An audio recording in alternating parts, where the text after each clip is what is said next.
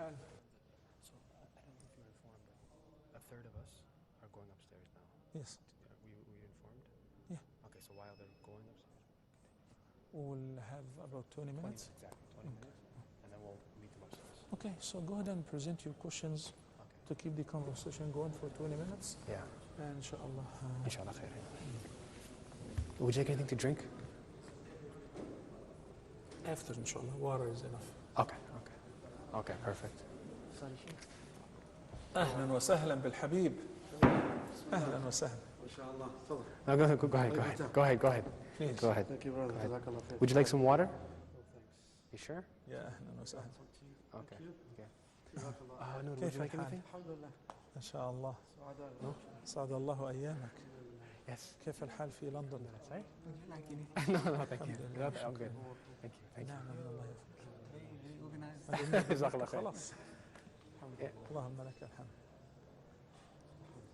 When you want to start?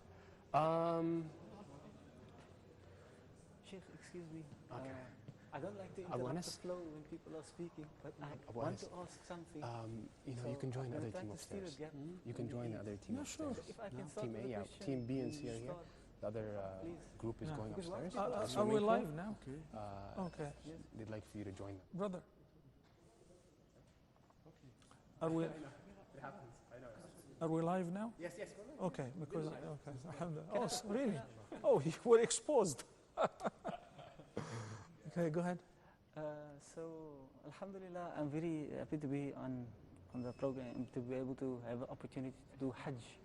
But I was able to save some money over many years, enough to do Hajj, but I didn't take the opportunity because I was trying to leave my country and stay in a Muslim country, to take my family and settle them in a Muslim country. And I made this more important objective. Was that I considered it something urgent and very I personally would take the opportunity of Dr. Naj's presence and astaghfirullah, and hand it over to you. Please. He's asking about the priority of performing Hajj or making Hijrah. basically because my condition before was very tough, difficult to Where are you from? South Africa, South Africa. Cape yes. Town. Yes. And I have young children, all female, Yeah. and I worried about my family and the Islamic upbringing and those kind of things. So I focused all my focus in this, even spending money that I could have spent on Hajj in this. Okay. Okay. But I always had this worry about it. Alhamdulillah that I'm here now. I'm very certain Dr. Naj will give you a very satisfying answer, inshallah. Please. You think so? Yeah, I believe so. Yeah, Jazakallah khair. I think, I know other people who we have to this study concern as well. So as an individual case. yes, You need to know the whole the details. circumstances. Yes, You can't give just like one way, one fatwa for all cases. Yes. So I think we need to study the case yes. at hand, and then you tell about what is more suitable for you, brother. Jazakallah khair. Can you Inshallah. please talk to me extent to his case? The situation is very difficult in this country. The Halifax is not meeting. Upstairs. Yeah, they want you close. Yeah. Another meeting. Yeah, Well, now. Basically, Allah the Almighty sorted out whether your case or any Muslim's case with regards to Hajj simply by saying the factor which determines when should you perform Hajj in ayah number 97 of Surah Al-Imran, chapter number 3. When Allah the Almighty says, وَلِلَّهِ عَلَى النَّاسِ حِجُّ الْبَيْتِ مَنِ اسْتَطَاعَ إِلَيْهِ سَبِيلًا, which means Hajj is a duty that mankind owe to Allah to visit the ancient house to perform Hajj, provided they can afford the means. So if anyone can afford the means financially and physically, then they should take the initiative and they should hasten to perform Hajj. Al-Hajj ala al-Fawr is the opinion of the vast majority of the scholars. Once you have the means, sometimes you do have the financial means, but you're physically unable to travel. then in this case you have to send somebody or do Hajj proxy, ask somebody to perform Hajj on your behalf and you pay for it. And sometimes you're physically fit and you can travel all over the world, but you don't have the finance. So in this case, you're exempt from performing Hajj until you have both the financial and the physical means. In your case, you have some money, but you have a condition where it was imminent to perform hijrah. It was imminent to spare your family and your children, your daughters, as you mentioned. Then that is given the priority. Is that right? Yes, that is right. So Hajj is a duty that the Muslims owe to Allah when they have the surplus, when they have enough money beyond their basic needs, that is saved, there is no use for it, then they must perform Hajj out of that. What if, for example, this young man, are you married? Alhamdulillah. Alhamdulillah. I need somebody who's not married yet. You're Abdullah. not married yet. We're going to get you married soon, inshallah. Allah is So we have a brother here who's a single. How old are you? 23. MashaAllah, you're pretty young. Alhamdulillah. So our brother, he's Australian and he's looking for a spouse. Everybody take note. He's 23 and he's got some money, enough to either perform Hajj or get married. We do not say, well, you got to perform Hajj first, nor do we say, no, you have to get married first. As Dr. Nagah said, it varies from an individual to another. Because if Hajj is mandatory in his condition, he's a young man, he's at marriageable age, and he finds himself, there is a press that he really wants to get married because of, the fitna around, and he wants to get married. In this case, we say, you must get married first before performing Hajj. You see the difference? So, the same person, but marriage for him is not a priority now. He can wait for another 5 years. And he's got the money sitting. Then you got to perform Hajj out of this money. You've got the same money and you're living happily in South Africa, and you're saying, you know what, I'm thinking about saving some money to take my entire family for Hajj. We're saying, no, sir. You have money enough for you to perform Hajj, go perform Hajj yourself first now. Then whenever there is enough money for the rest to go, because it is al-istita'a, man istata'a ilayhi sabila. But I have been saving money to save my family. I want to bring them in an Islamic environment. And this is feasible, but I have to fund this. I have to finance that. In this case, that's a priority. It is perfectly fine for you to save your family, to perform hijrah with the money which is saved over performing Hajj. It's basically the priority. Okay? So you didn't do bad. And here he's performing Hajj too.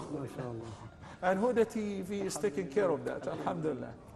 Jazakallah khairan. Please Allah, may I have another task to do? Yes, So please. I'll come back to you, inshallah. Jazakallah khair. Allah Thank yabarak you. fiik. Jazakallah Thank you khairan. very Very good much. to see you, Dr. Nag. Thank you very Inshallah. much. Yeah. I think it's very important to most people. In Tawaf, Yeah.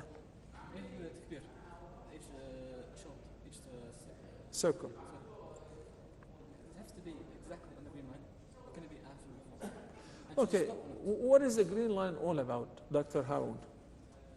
I didn't hear his question actually. Okay. In the Kaaba, in the Haram, the ground floor, there is a green line. What does it mean? What is the significance of this green line? Oh, that's the starting point. Yeah, start point, because it points to the black stone corner, right? For each tawaf, whether it is mandatory tawaf or voluntary tawaf, it must begin from the black stone corner. So if you are already adjacent to the Kaaba and you're able to touch the black stone, perfectly fine. If not, which is most of the cases, then you're far away, then you are in line with the black stone corner. Okay? You're not going to hold to measure the angle 45, but you see yourself facing the black stone corner. So that is the beginning. Each time you do it, you come across the black stone corner, you raise your hand and say, Allahu Akbar, and you make another round. So when you make 7 rounds, beginning from the black stone corner, you must end up also at the black stone corner. If you walk like one step further, and you did not begin the tawaf yet, and you begin past the black stone corner, the rounds doesn't count. And if you perform 7 rounds, and in the last round, you were missing couples footsteps, and you decided to get out, so you didn't complete the round, that round doesn't count. So the condition for tawaf, the prerequisites, number 1, tahara. You must have tahara from both major and minor impurities. Number 2, it must be 7 complete rounds, and it must begin from the black stone corner and end up at the black stone corner. Your question has been answered. I have a related question also to tawaf. Why exactly do we do tawaf counterclockwise? There are a lot of theories out there that the earth rotates counterclockwise. That's what we do it. Is there any particular reason, or is this just ibadah we have to do it? Okay, you can always sit and talk about, how the planets and the galaxies float in their orbits, and the blood circulation, and even those who are in the marathon, when they run, they do not run clockwise. They run counterclockwise. These are all suggestions, but we do not impose them as that is the explanation. Basically, the major wisdom behind every act of worship have been mentioned in the Quran. It was not concealed. Allah did not let us guess the wisdom behind the acts of worship. For instance, in the Salah, Allah the Almighty said in Surah Al-Ankabut, إِنَّ الصَّلَاةَ تَنْهَى عَنِ الْفَحْشَاءِ وَالْمُنكَرِ. We pray because it stops us, it wards us off from committing sins and evil. It connects us to Allah subhanahu wa ta'ala, and is also a means of expiating our sins on a regular basis. وَأَقِمُ الصَّلَاةَ طَرَفَيِ النَّهَارِ وَزُلَفًا مِنَ اللَّيْلِ إِنَّ الْحَسَنَاتِ يُذْهِبْنَ السَّيِّئَاتِ ذَلِكَ ذِكْرَى لِلذَّاكِرِينَ Surah Hud. So whenever we pray, it removes the sins which were committed before each prayer. Fasting, 183, chapter number 2. لَعَلَّكُمْ تَتَّقُونَ. Why do we fast? In order to gain piety, righteousness, and taqwa. Given in a charity, it is a means of purification. Purification for one's soul and heart, and for one's wealth. خُذْ مِنْ أَمْوَالِهِمْ صَدَقَةً تُطَهِّرُهُمْ وَتُزَكِّيهِمْ بِهَا وَصَلِّ عَلَيْهِمْ إِنَّ صَلَاتَكَ سَكَنُ لَهُمْ. Surah At-Tawbah, Hajj. Allah the Almighty says, الحج أشهر معلومات فمن فرض فيهن الحج فلا رفث ولا فسوق ولا جدال في الحج وما تفعلوا من خير فإن الله به عليم. So when we perform Hajj, it teaches us discipline and self-restraint from sins. You think about it this way. It is perfectly okay to wear nice clothes, tailored to fit, and any color you want. And we're sitting here, I smell some people, mashallah, wearing nice cologne. Somebody give me some, very tempting before the prayer. It's perfectly fine. You wear your kufi, you wear your socks and shoes, no problem. But in ihram, you're not allowed to do any of that. It's halal. But it is restricted during this time to discipline you that even lawful acts that you're willing to give up on them for His sake. For as long as you are in a state of ihram. Because it reminds you of death, it reminds you of birth, it reminds you of the day of judgment, and so on. So each act of worship, the major wisdom behind it is delivered clearly, crystal clear in the Quran. Now when it comes to the details and each segment of the act of worship, take for instance, as-salah. How many rak'ah is Maghrib? 3. And how many rak'ah is Fajr? Versus Isha. And which prayer do we recite out loud? Fajr, Maghrib, Isha. Fajr, Maghrib, and Isha. And in Dhuhr and Asr, the recitation is not audible. Why? Why is Maghrib 3? Why is Fajr only 2? Why do we have to recite out loud in Maghrib, Isha, and Fajr? Why we do not recite audible recitation in Dhuhr and Asr? These questions are not to be asked. Why? Because the system is put from the beginning, the wisdom behind the entire act of worship is delivered. As far as al-juz'iyya, defined details as how to do it, you just do it as it is prescribed in fasting. How come that fasting is only to abstain from eating, drinking, and having sexual relations, and from dawn till sunset? Why not from dawn till Isha? And why not 45 days, not 30 days? And why not every other day? These questions are not to be asked. The zakah, 2.5%. This is the zakah rate. You want to give more? That's great, and you will be rewarded for that. But you cannot give less.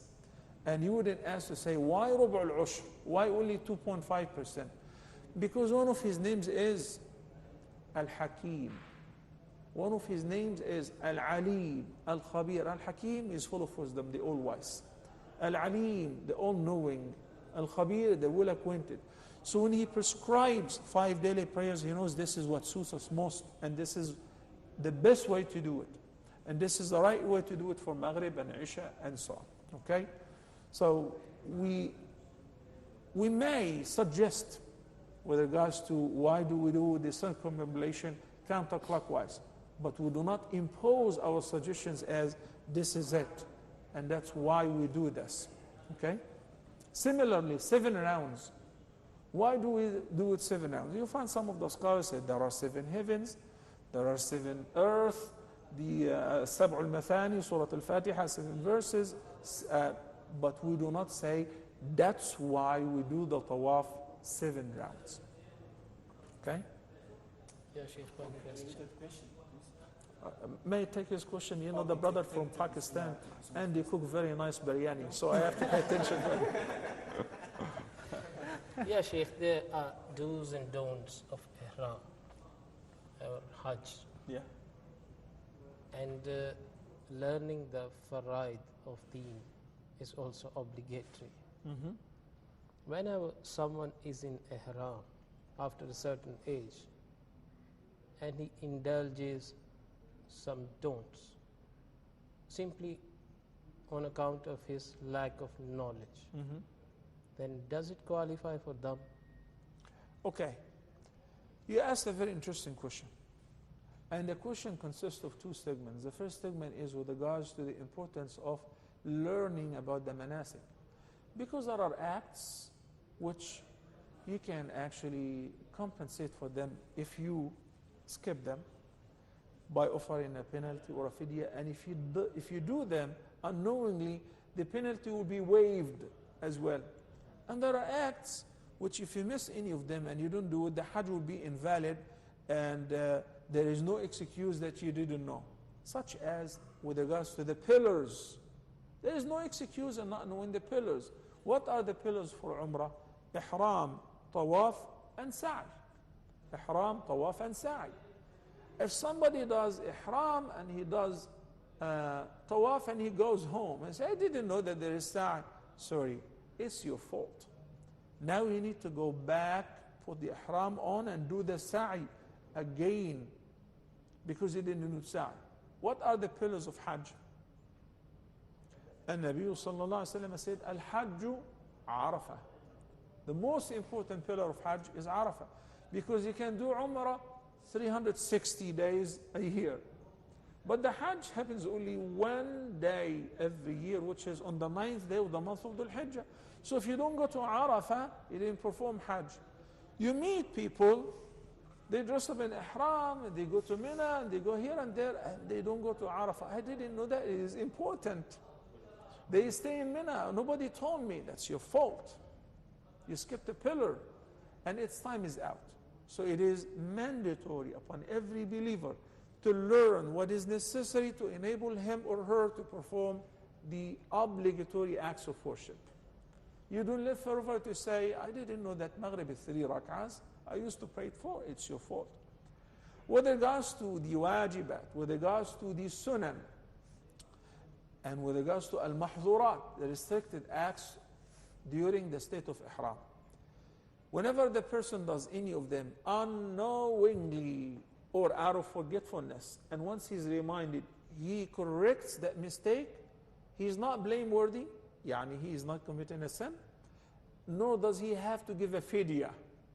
We know that in Surah Al-Baqarah, Allah the Almighty says, فمن كان به أذى من رأسه ففدية من صيام أو صدقة أو نسك. If somebody shaves his head, removes hair deliberately, or clips nail during the ihram deliberately and knowingly, then they must give a fidya. And the fidya is prescribed in the ayah of Surah Al-Baqarah. What if somebody didn't know? In this case, while he was clipping his nails, somebody said, brother, you're in ihram. You're not supposed to do this. You're not supposed to shave. You're not supposed to clip your nails. You're not supposed to wear a kufi. You're not supposed to wear clothes, stitched clothes. Well, I didn't know that. Okay, go ahead and correct it quickly. That is corrected, and that is pardoned, and there is no penalty. Same like I saw some people wearing ihram and walking wearing kufi, and others wearing socks in Arafah. So when I went to the brother, I said, you know, while you're in ihram, you're not supposed to wear a kufi, or you're not supposed to wear socks. Oh, am I? And he removed it immediately. So there is no problem with forgetfulness or doing anything out of lack of knowledge when it comes to these matters, like doing the mahzurat. But the pillars, no. Because they are essentially known to every ordinary Muslim. You're coming to perform Hajj. You're not going to the Niagara Falls. You're coming to perform Hajj, so you're supposed to learn basically what you need to do. Tawaf, Sa'i, you're supposed to do Ihram from the Miqat, and if you're doing Hajj, then go into Arafah. So these are essential things. You had another question. Do we have time? I think so. Okay, tell me how much time. I have two questions, but one is related to the tawaf. Yeah. Normally, when you do the tawaf, you hear people shouting prayers loudly.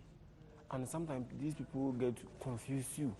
It doesn't make you concentrate on what you are also saying. Yeah. So is it normal, or what do you say? This is not normal whatsoever. Yes. It is very unfortunate. And subhanAllah, I saw some of the brothers yesterday and with their sisters shouting and going in a big group. You know, Allah the Almighty says, وَمَنْ دَخَلَهُ كَانَ آمِنًا. Everything should feel peace and security in the haram. Pushing, shoving, hurting people, it doesn't only that reduce your reward, it can nullify your entire act of worship. Especially, there is no need to do that. Just go with the flow. Let go and go with the flow. You will make your tawaf easily. But trying to cut corners, step on somebody's toe, maneuver here and there in order to get ahead of people, and you know that you will end up pushing somebody or hurting somebody physically, or in this case you're blameworthy. You know, here is a reference, because as we were taught, when you speak you're supposed to deliver a reference, because you're not speaking about mathematics, you're not speaking about anatomy, you're speaking about the deen. You're supposed to back up every statement you make with a reference. When we say it's haram, then there must be a reason. What is the reference? Even though kissing the black stone is a highly recommended sunnah, but the Prophet ﷺ said to Umar ibn Khattab, may Allah be pleased with him, "O Umar, you are a powerful man." He was a very strong man. So when it comes to kissing or touching the black stone while performing tawaf, if you find a gap, you may proceed to kiss or touch the black stone. But for you, if you do not see any opening or any gap, then it will be sufficient to point with your right hand from far away, from behind people. Because whenever you're powerful, whenever you're strong, you can smash people without feeling it. You know? So the Prophet ﷺ said, in case that there is no room, it will be sufficient to point with your right hand from distance, say Allahu Akbar, and go with the flow. Move on. So the sunnah here is kept for the sake of maintaining the fard, which is peace and tranquility in the haram. Thank you. Then the next question is about... I think it's time now for us to go upstairs. Okay. Okay. So, well, brothers and sisters, it was indeed a pleasure to be with you today. Alhamdulillah, we finished our Umrah to Tamattu'. That's why we're dressed up like that. We're doing Tamattu', and we're definitely, wallahi, most definitely enjoying our time, our presence. For sure. Everything around here is very enjoyable. Alhamdulillah, shukran. May Allah make it easy for us to witness the 8th, 9th, and 10th, and the rest of the days of At-Tashriq of Hajj. On the 8th day, inshallah, we will announce and declare another talbiyah of commencing into the act of Hajj by saying Labbaika Hajjan. And hopefully tomorrow, inshallah, if we live until tomorrow, we'll get to speak about the manasik in some more in depth, inshallah. For sure, okay. But until then, I would like to say that I was very happy to be invited and to be amongst you. Thank you very much. May Allah bless you all. Wa jazakum Allahu khairan. Wa sallallahu ala Sayyidina Muhammadin wa ala alihi wa sahbihi wa sallam. Let's go upstairs. You're most welcome. Assalamu alaikum wa rahmatullahi. Yeah. We'll do it. We'll do it. I think we'll do it. We'll do it, inshallah. We'll do it. We'll do it. Stay on one topic.